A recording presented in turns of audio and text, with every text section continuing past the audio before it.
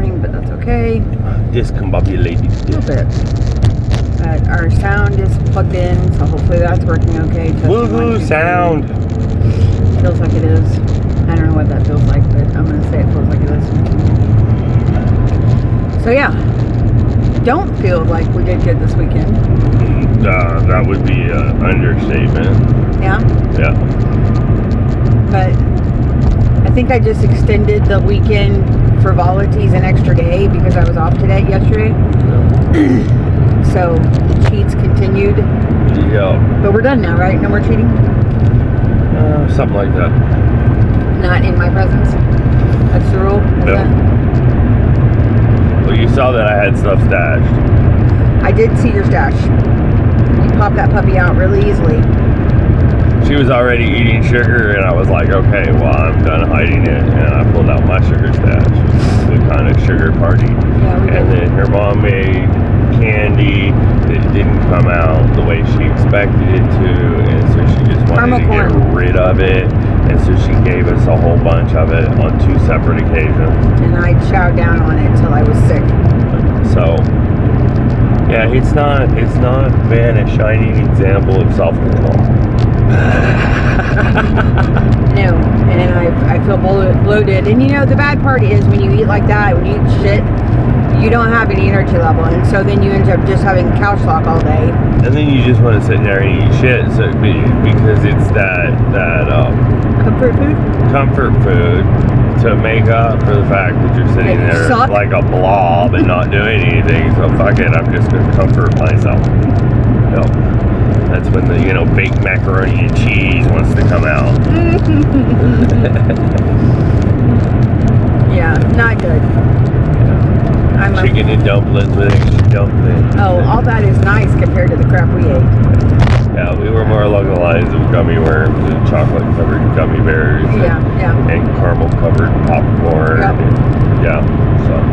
Not a bit keto at all. We did have a big jar of nuts we were mixing in there.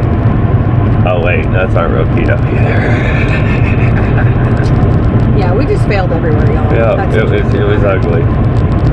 We failed. We tried a keto waffle recipe, and it was kind of a fail. It wasn't a fail, but we had to do more research. It was a fail. Robert hated it with all of his heart. He does not like it when the bread tastes like egg. That's not okay with him. Well, it's more than texture that. It's is really consistency. Important. Yes.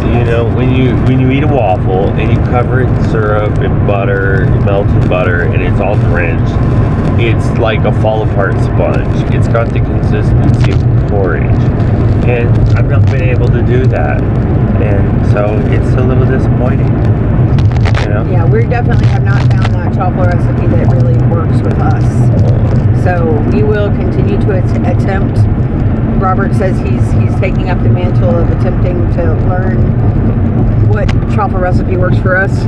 Yep, I'm going to try to experiment on my own with some coconut flour and some whipped egg whites, kind of going in the direction of a meringue, because I want something that truly melts in my mouth and leaves that buttery, sugary goodness behind. Even though we're using stevia syrup, I want it all. Okay, yeah. I want it all. You're gonna make a waffle. I'm a chef. It tastes like a waffle. I want to fool myself. All right. And so. Well, and the nice thing is about those little mini waffle makers is you can just do one serving. Yep. And if it tastes like crap, then throw it out. Daisy may have stevia. Oh. She can't have it. Well, don't put any of the syrup on there until you taste it. She can eat that waffle. Logic, I know, it's crazy. Well, no. What would be the point of tasting a waffle without syrup? No. I mean, I'm sorry, that kind of defeats the purpose if I'm sitting there just eating syrupless waffles. Just saying. I hear you. So, yeah. So it's my own pigginess that's getting in my way. But I talked to Caroline about it. We discussed it. And, there are people who love that crispy burnt cheese. And then there are people that don't. And crisping cheese to make up for bread is a fail. Because the flavor of burnt cheese tastes nothing like bread. It just doesn't do it. Not at all. Nope. And this may be an impossible quest, but I'm thinking that if I can come out with a bread-like substance that satisfies my palate, that there's a whole group of people out there that would just be thrilled with that information. Well, and I've honestly, if you just go onto YouTube and you say best truffle recipes, you will find there's at least 1 million people who think just like you do. They don't want it to taste an eggy. They don't want it with that weird texture. That's why cloud bread is such a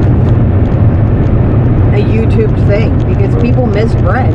Oh yeah, I didn't think I would, because I always thought bread was just kind of one of those things that you get to keep your fingers from getting nasty when you're eating good food. Yep.